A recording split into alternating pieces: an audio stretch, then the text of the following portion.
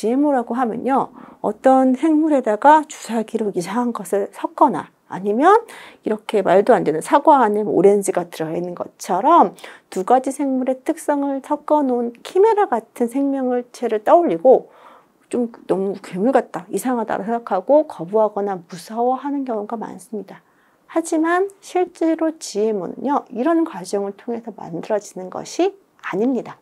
즉, GMO는요, 어떤 생물체에 다른 생물체에만 존재하던 유전자를 한두 개 정도 넣어주어서 원래는 없던 성질을 갖게 만들거나 혹은 원래 있었던 약간 불필요하다고 생각한 유전자를 없애버리는 등의 그런 편집을 통해서 새롭게 편집한 유전체를 편집한 생명체를 의미합니다.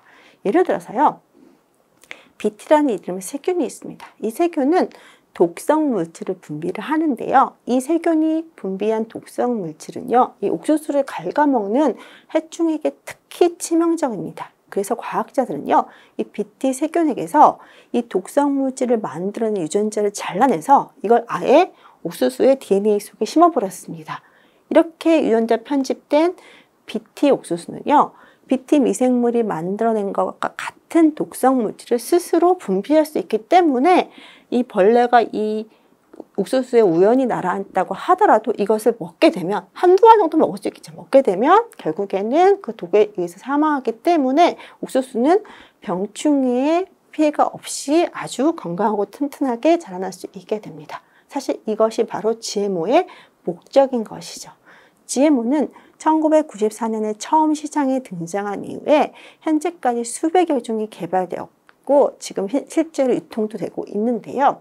초기에는 주로 이런 식물과 작물 위주로 이제 시도되었지만 지금은 물고기와 동물 그리고 심지어는 사람들에게까지도 그 적용 범위가 확대되고 있습니다. 그러다 보니까 사람들이 걱정을 합니다. 하지만 GMO는요, 끔찍한 괴물 혼종을 만들기 위해서 하는 것이 아니라 사람들이 오래전부터 해왔던 육종 과정을 매우 빠르고 효율적이며 그리고 그 육종에서 절대로 할 수 없었던 종 간의 장벽을 넘나들면서 시도하는 것이라고 볼 수 있습니다.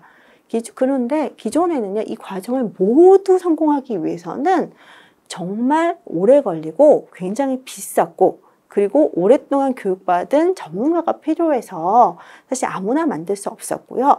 이것이 대형 생명공학 회사나 다국적 기업과 연결되면서 자본주의의 그런 필요악이라든지 어두운 면을 많이 드러냈습니다. 하지만요, 최근에는 이 크리스퍼, 새로운 유전자 가위인 크리스퍼가 등장하면서 그리 비싸지도 않고 그다음에 가정에서도 이 쉽게 유전자 편집이 가능한 시대가 열려서 실제로 외국에서는요, 이렇게 자신의 차고에다가 실험실을 만들고 거기서 유전자 편집을 시도해서 나만의 화초를 만든다거나 하는 이들이 생겨나게 됐는데요. 그래서 이들을 바이오 해커라고 부르기도 합니다.